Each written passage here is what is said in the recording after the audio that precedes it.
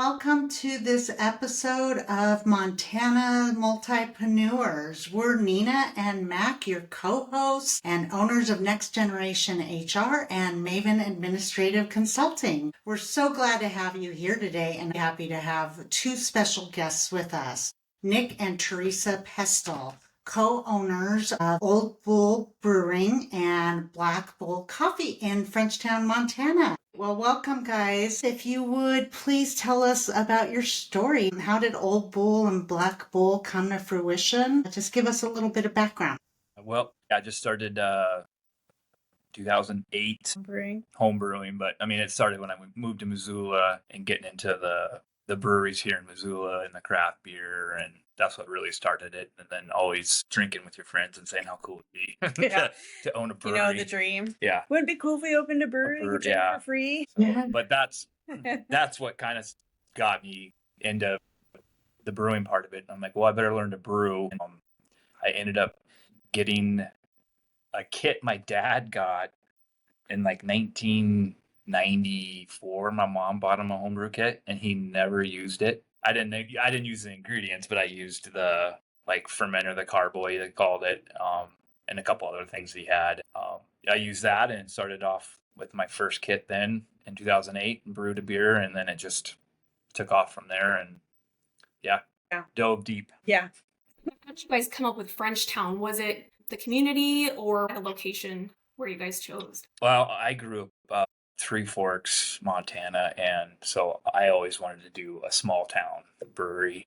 I actually looked in Three Forks before here, looked in Boulder, met with some people in Boulder, Montana. Boulder, Montana, huh? Yeah. Yep. And then there was actually another space out in East Missoula, in Bonner, actually, that I was talking with another guy, and that wastewater system is probably the biggest issue you got to have when opening a brewery. And then found this location here in 2017, I think is when we first started talking to Heather. Yeah. And then came in 2017, talked with Heather and Wade about the space, and we got approved for the wastewater treatment system that they have here because they had to put that in for this whole complex. So that's why we got approved for having a brewery here. The wastewater treatment system was already here. She got in at the right time. Yeah. Yeah. But yeah, it was small town. I wanted a small town brewery, small town feel, Just community. Like community. Yeah. Just someplace where you feel welcome and at home, really. I mean, you guys are a huge community staple of Frenchtown, and even Missoula too. I talk with all my friends and colleagues about you guys, like, oh, you guys been to Old Bull Brewing? I think it's super cool starting the coffee shop. How did that kind of evolve? Just kind of growing and needing to expand. We have the space already and being able to use it during a time when it's not open. We both love coffee too. Yeah, works out. Yeah. Coffee in the morning. I feel like that's a whole nother ballgame. You guys had to learn how to make coffee. I mean, it's a damn good coffee, I will add too. The education and training behind it, I'm sure that was a feat. It was, yeah. We had to bring in somebody that actually trained me on the espresso machine and just learned as we went. It was like a 2-hour training session I got, and went from there. And then just experimented on friends. I did a lot experimenting. Each other, like all the coffee drinking. And that's been relatively new, right? Like a year or so with June 2024 is when we opened. What a needed space, though, for that in Frenchtown. Mac and I have known each other. We partnered probably a little over a year ago. And when we first started meeting, we had no place to meet but either our homes or sit outside at the golf course. And sometimes it was kind of cold. And so other than the drive-through coffee, there was nowhere. And then we found out that you guys had opened up in the mornings. I see it's getting more and more crowded. Nic, you mentioned about starting off with your dad's brewery kit. And my husband did some of that. I think it was like a ball. Wasn't it kind of a ball or not? Am I thinking something wrong? But he tried that in the basement for years, like a lot of people. That was really popular for a while. Yeah, it was. Was it like a syrup kit that he had? Yes. Yeah. Those are the easier. You start off how I started first too, just malt extract syrup. You just add water to it and then your hops, boil it, and then you Add your yeast and Yeah. put it in the closet. And that's how, made my first shitty beer that way. And so then you just enjoyed making your own. I mean, first of all, the names of your beers are fantastic always. That creative process. It's been a long, ever since I started brewing. I mean, I got a list of names. Every time we're in a conversation or something, I hear a name, it just will click. That's a beer name. And then, so I'll put it in my notes. I have a laundry list of Got friends that will say something random or some sort of trip he's taken. And he's like, oh, that's a good beer name. I'm going to put that down. Do you guys have a favorite name? I like Bugle Juice. That was probably one of my favorite. I don't know. Your favorite name? Favorite name, Bugle Juice. Yeah. I like that one. Yeah, the Mrs. The Miss. It's the Scotch Wee Heavy. And it was the first beer that she ever brewed with me, home brewing. Yeah. She likes Scotch ales. So we did that. And then we brought it into the professional side, the brewery side, and made a batch. Made a winter batch. It's been pretty popular too. All of them. And the one, it's the exit of Frenchtown, right? Yep. What is it? I should know. Exit 89. 89, yeah. That's a fan favorite. Yeah. That is the blonde. That was the first beer I actually brewed on the professional system here. Mm-hmm. And it's been on ever since. And that is not a total beer connoisseur, but is that a Pilsner or Blonde ale? Yeah. okay? It's light and good. Well, talking about you guys as a team then. So not only are you business partners, but obviously husband and wife, and you mentioned the missus. How does that work with the two of you, the balance of that, and how do you manage it all? I understand you're also parents. You have 4 children. So talk to us a little bit about kind of the overlap there, what works and the challenges. Not all the challenges. But How much time do you have? I'm not Dr. Phil here. But running a business together, I think, would be very difficult. And so how do you separate that, Teresa? As I understand, you do all the back office, but also help out and run the front of the house too at times.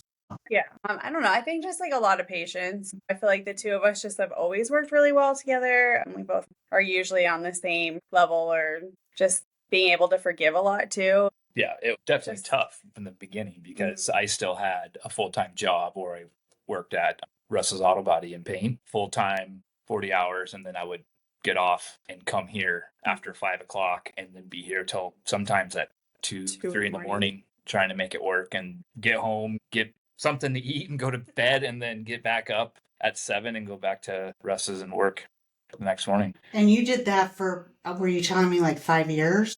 Yeah, Wow. 5 years. Resilience right there.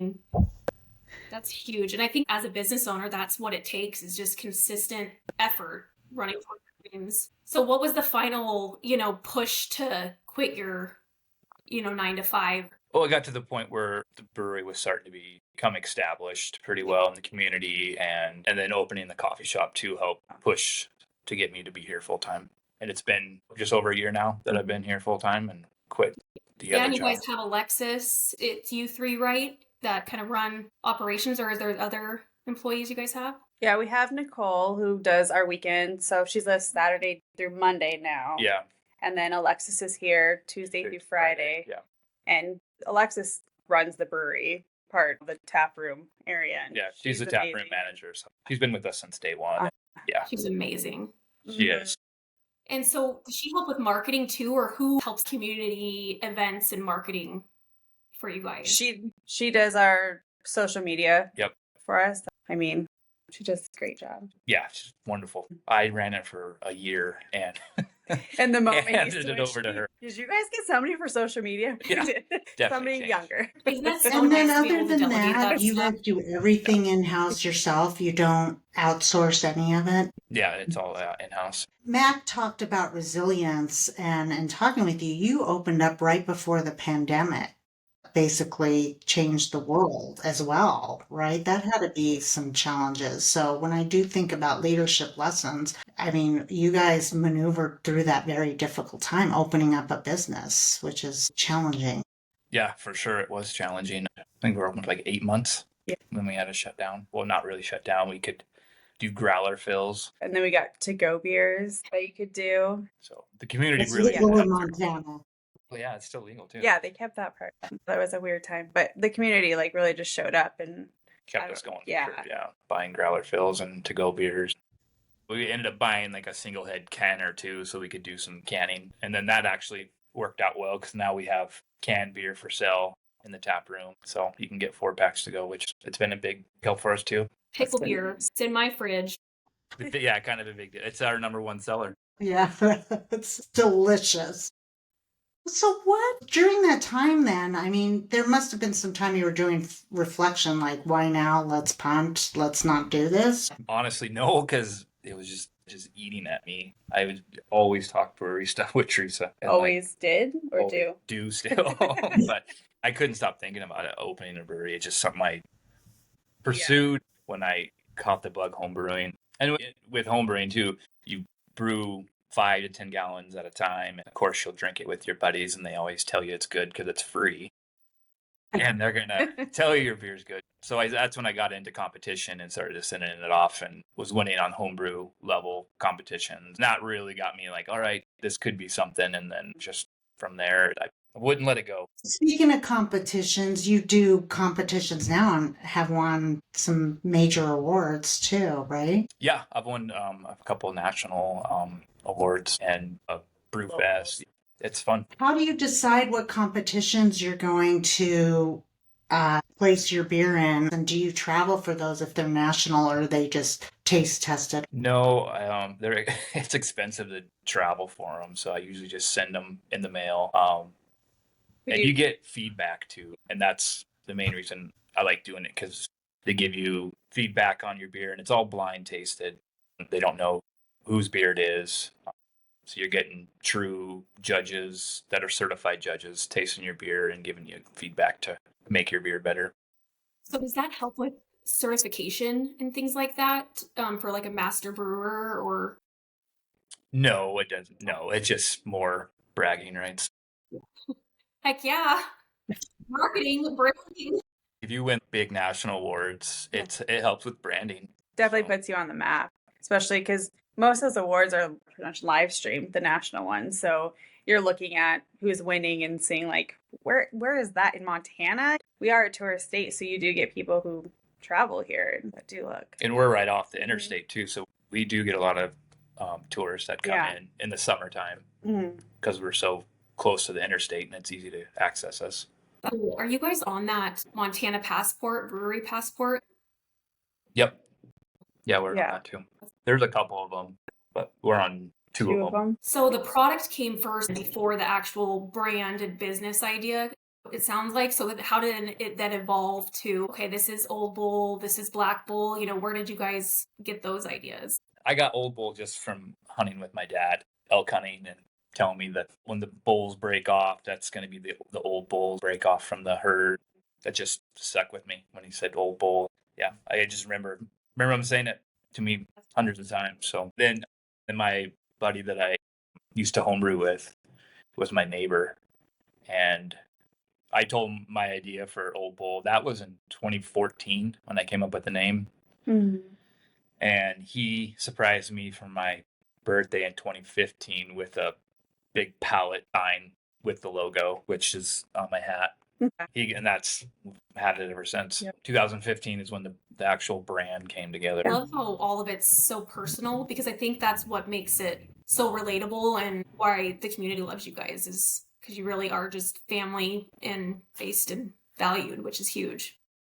Yeah. And talking about community, you guys do a lot. There's always events there supporting the school, supporting different things. Do people come to you and ask you for that, or probably, huh? Yeah, they'll come in or they'll get a hold of us on social media and ask. We only usually just do community events outside of Frenchtown, usually. Try to keep it local. At the beginning, I mean, I think we did like seek out a few community nights, but once we had like one or two. Yeah. Cornhole's been around since, I think this is fourth, fifth year, yeah. We've been doing it. Yeah, that's really fun. Wednesday nights gets pretty competitive. I've seen the boards that you store there. It looks like a big deal. Yeah. It So is. Some people are very serious. what advice would you guys have for other entrepreneurs? We're ourselves, we've always said it's not for the weak of heart. I mean, it's a roller coaster at times. So what advice would you have for people either in the throes of being newer entrepreneurs or thinking about opening their own business? Well, just like we talked about earlier, is you can't give up. And just having the same like priorities. There could have been many times we just were done. You got to just stick with it. Yeah. If you really truly love it, you will. It's important for sure. I just feel like it's not talked about enough how many highs and lows there really are, because on the front, you know, your customers don't see that, but behind the scenes, there's so many different facets. You know, how do you guys transition those hats to each other, or, you know, delegate those to others? I don't know how we just do it now, but back at the beginning, just even having our kids on board with the whole thing, there were many times where it'd be like, okay, guys, everybody get in the car. We're going to go like have dinner with dad at the brewery. And we'd like load up with a crock pot. And while I was here and he was eating with the kids, I'd be doing whatever else. Just having them also just involved. We'd have our oldest be washing dishes sometimes too, or helping out. And we have the younger ones cleaning up garbage or things like that. So that helped having everybody on board. But there's definitely challenges. I don't know. I feel like our priority has always been our family and then our brewery, and just having the same kind of end goal to be successful. You're instilling that in your kids, hard work and determination. I think that's a huge life lesson. Super cool to see that. Yeah, I love it too. Hopefully. It'll work. It'll pay off. We'll talk about it in like 10 years when they can tell us how they felt about it. I just love it because we're what do they call it? Bedroom community, obviously, to Missoula. So that's where we also reside, is Frenchtown. But I love it when occasionally, it's very rare, but there was one day, I think I went to get coffee, and you had a handwritten note that said, "We're closed, I'm going camping." And like, nobody minded. Everybody in the community was like, "Oh no, Opal's closed, they're camping." So, Right. Normal people, you know? Yeah. Yeah, Yeah, you it's gotta awesome. get away. Yeah. Yeah, you can't. Yeah, you gotta enjoy life a little bit. You can't work Absolutely. all the time. It is not healthy. So what's next for you guys? Is there anything you can share? I mean, are you looking at expansion, just kind of maintaining right now? What competitions are you looking forward to? Anything you can share with us? So I do have a business partner too. He and Heather own this whole complex, Gooden, and my business partner is Wade. We are doing another location in Missoula, and that is in the works right now, actually. That's amazing. Congratulations. Gosh, you guys, that's a huge accomplishment. I mean, Yeah. what, 5 or how many years? Yeah. Yeah. So, and then there's going to be another, so there'll be 3 of us all together on the Missoula one. Amazing. And so you'll still be doing it, all the like the master brewing? I'm going to have to have somebody come in and help, because there's no way I can put brewing on both sides of it. Yeah. That's the plan. Yeah. To get it rolling and get everything lined out, and then hopefully we can train somebody to brew on that side. Well, I'm excited. I'm very Yeah. excited. That's great. I was going to ask, can you not buy your beer in some of the restaurants in Missoula or not yet? No, Missoula. we're in Benny's. We're only in Frenchtown. Benny's and the golf course here Okay. from King Ranch. And then that's it. We have here to go cans. But other than that, we don't have a distributor. We self-distribute. Yeah. Just keep it small. Do you guys think in the future you'll, you know, look at that, or do you like the self-distributing aspect of it? The Missoula location Yeah. is just going to be cousin to this one, pretty much. It's going to be the same size, pretty much. Yeah. It'll be a 5-barrel brew system Yeah, there, bigger. and a little bit bigger, but same size, like tap room, and we're just going to keep it all in house. Cool. I can't wait. You start getting into the distributing, then you got to fight for Space taps and at bars, and you shelf space at the grocery stores, and not quite ready for that. We like the community aspect and having people come in and get to know everybody. You're going to have to clone Alexis. Yes. I know. We talked about community with the public a little earlier, but what about community with like competitor? I know there's a lot of brewers in Montana, lots of breweries. Every town seems like it has a brewery. Are there networking events for that? I know there's the Brewers Association. How does that work? Every time you get together at Brewfest, it's like a community brewers get along great. And if I have any questions, I can ask any one of them something and they'll be happy to answer anything. So they're great. That's what's love that the brewing side of it. So for that reason, now the brewers are very helpful. Right. Well, one final question I have, unless Mac has anything else right now, we always ask our guests to tell us something fun or surprising that maybe our audience would like to know about you. Go ahead. I can do the easy one. We are a day apart. Our birthdays are. So he's older. I'm older by like 24 hours. You have a combined birthday party. It sounds fun. We do, right? We pretty much. Yeah. April 22nd and April 23rd. I got it down. But I don't know anything. We're pretty boring. You guys sound like you have a lot on your plate, so I do not blame you. I think, yes, I would agree with that. Well, I think that's all the questions we have, unless there's something you want to share with us we haven't asked, or have me ask a question that I haven't already. Well, the name Black Bull, it was actually a beer name, and it just worked out. It was black coffee. I wanted to keep it separate, Black Bull Coffee and Old Bull Brewing. I didn't want it to be the same because I wanted the brewery to be itself. So that's why I wanted Black Bull. I think it's a really cool idea that you separated the two. It just seems like a genius idea for marketing and branding, just keeping the two separate with different products. Yeah. Really. That's great. I know from Mac and I both, we really appreciate you guys doing this and being with us here today. You definitely in Frenchtown, we don't have a ton out here. And it really has become a community hub to go with children, very child friendly too. Always something going on. The Happy Gilmore party was so much fun. Speaking of which, what's up? The lighting of the leg lamp coming up here in December. Annual. Do you know, have you seen A Christmas Story? Okay. Yeah. So have you been to the breweries when we decorate in the winter for Christmas? I saw last year the leg lamp. Okay. The whole brewery is decked out in The Christmas Story. I saw that on the fireplace last year. I think it was the leg lamp. Yeah. I'm so glad you found somewhere to put that. That was not my house. Not like a favorite movie. My husband loves that movie. Yeah. His family. Yeah, that's my family growing up. So it's a watched classic it all the time. for sure. I saw the signs for the cook-offs are starting again. Competitions, just the local home cook-offs using your wares, right? Definitely a good community event for everyone to come in and get together and try. You'll have Santa here too. Yeah, Santa's coming to town. Yeah, we can't wait. December is going to be a packed month. That's exciting. Well, we enjoy it. We now meet there. We have try to at least once a month have our meetings there for coffee or in the afternoons when the brewery's open too. So we really appreciate you guys doing this today. It's a joy, obviously very well received by the community and needed too. So as a central focus. So thank you both very much. Yeah, thank you. Thank you. Thank you for having me.